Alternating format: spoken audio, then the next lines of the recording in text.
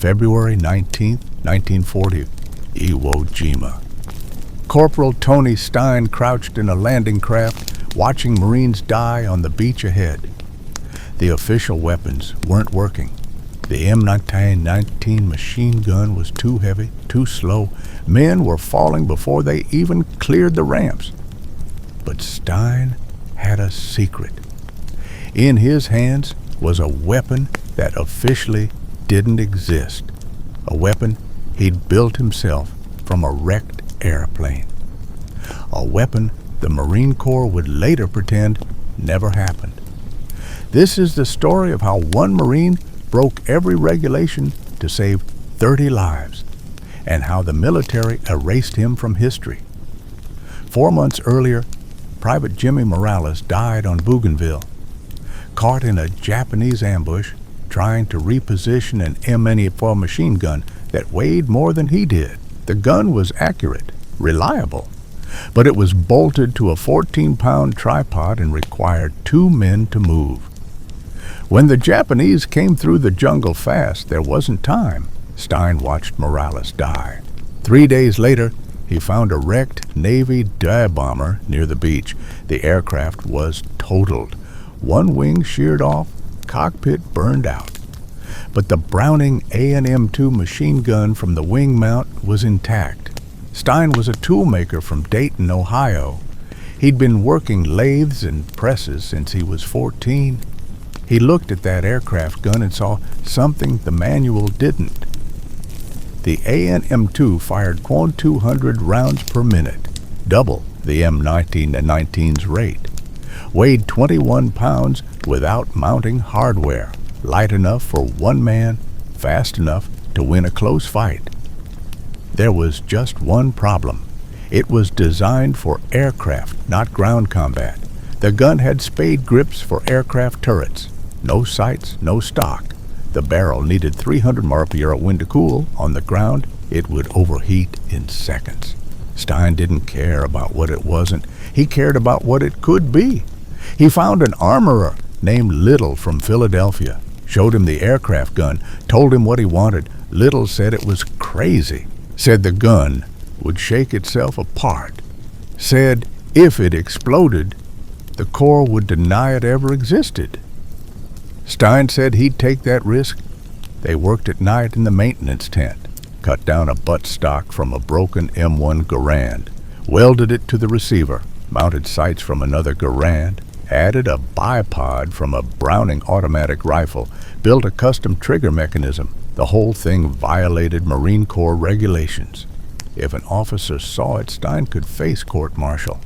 But on November 25th, 1940, when Private Colby's patrol got ambushed, Colby had Stein's modified gun. He dropped to the ground and fired 400 rounds in 30 seconds. The Japanese attack broke apart. Everyone came back alive. Word spread. Soldier to soldier, the way solutions always spread when the official answer doesn't work. Stein used his modified gun, he called it the Stinger, on Bougainville for 2 months. Killed 5 Japanese snipers in a single day, men who'd been invisible to everyone else. But there was a cost.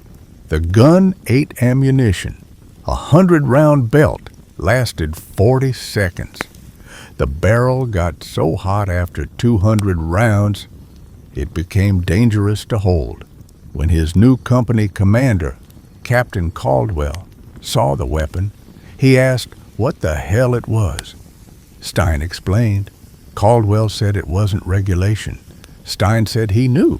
Caldwell let him keep it anyway. By January 1945, Sergeant Mel Grevich had built 5 more Stingers, 6 Marines carrying weapons that officially didn't exist, shipping out for the invasion of Iwo Jima. February 9th, 9:08 a.m. Intelligence said Iwo Jima was lightly defended.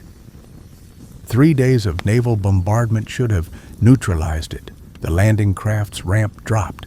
The noise hit first, industrial roar of overlapping machine guns from positions no one could see. Marines fell before they cleared the ramp. Stein was the first man out of his boat.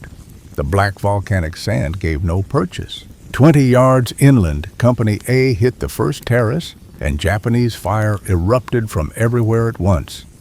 Henderson, the kid from Arkansas who'd asked if the Japanese were even still there, was dead 10 yards to Stein's left, with half his skull missing. 30 yards ahead, a pillbox was methodically killing Marines. Stein could hear the rhythm, the pause while the gunner traversed his weapon. The burst, 5, 6 rounds. Someone screaming, the pause, the burst. Stein thought about Morales dying with an M19 that was too slow. Thought about the stinger in his hands, the weapon that officially didn't exist. He stood up and walked toward the pillbox, firing from the hip. The recoil hit like a physical blow. The weapon bucked, trying to climb out of his hands. But the tracers were reaching out, sparking off concrete, finding the 6-inch firing slit. For 3 seconds, nothing happened. Then the Japanese gun went silent. Stein charged, got close, aimed carefully, held the trigger down. 20 rounds per second. The Stinger's barrel started to glow red. The pillbox stopped firing permanently. Behind him, Company A started moving again. Second pillbox, third, fourth. The Stinger jammed. Stein was 20 yards from a Japanese machine gun when the bolt locked on a half-chambered round, exposed in the middle of a kill zone with a failed weapon. He dropped, hit the magazine release, racked the bolt 3 times. Violent motions that cleared the jam. 4 seconds lying in volcanic sand waiting for the burst that would kill him. The Japanese fired high. Stein rolled left, came up firing. The jam cleared. The weapon worked. By 10:30 a.m., Stein had destroyed 8 Japanese positions. His platoon had advanced 200 yards, farther than any unit on the beach, and the Stinger's bolt was locked back on an empty chamber. The ammunition resupply point was at the beach, 200 yards back across the entire kill zone, Japanese artillery shelling the waterline, mortar rounds dropping randomly, machine gun fire sweeping the open ground. Going back meant crossing all of that. Alone, with a weapon that might not survive another firing sequence. Private Jacobs was 20 yards behind the line, dragging himself backward through sand with a shattered leg, completely alone. Stein made a decision that made no tactical sense. He took off his helmet, took off his boots. The volcanic sand burned through his socks, but he could run faster. Slung the Stinger across his back, grabbed Jacobs, and started dragging him toward the beach. Artillery impacted 50 yards left. Machine gun fire kicked up sand to his right. He ran straight through it all, got Jacobs to a corpsman, grabbed ammunition and a spare barrel. The original barrel was warped from heat, a slight curve that would destroy accuracy. He swapped barrels right there on the beach, 90 seconds, working with blistered hands while artillery impacted around him. Second trip, Corporal Davis, chest wound. Stein carried him on his back. Third trip, a Marine whose name he didn't know. Fourth trip, Sergeant Morrison, shrapnel wounds. By the 5th trip, word had spread. Marines were watching for Stein. When he appeared, running barefoot through artillery fire, feet bleeding, carrying wounded men, they knew they could move forward. 6th trip, the Japanese figured out what he was doing. Machine guns tracked his movement. They were trying to kill him specifically. 7th trip, Lance Corporal Chen, both legs hit. A mortar round impacted 15 yards away. The blast threw them both sideways. The Stinger took shrapnel, but still worked. Chen asked why he kept coming back. Stein was bleeding from a dozen wounds. His feet were the hamburger, his hands blistered. He looked at Chen and said, "Because you're still out here." 8th trip, 4:15 p.m., the last wounded Marine he could reach. The Stinger had fired over 2,400 rounds that day. It was genuinely amazing. It still worked at all. That day, Company A took their objective, advanced farther than any unit on the beach, destroyed more Japanese positions than any other company. Behind them, the beach was littered with wounded Marines who'd survived because one man with an unauthorized weapon had made 8 trips through hell. Tony Stein did it for 9 more days, until March 1st, 1940, when a Japanese sniper killed him during an assault near Airfield No. 2.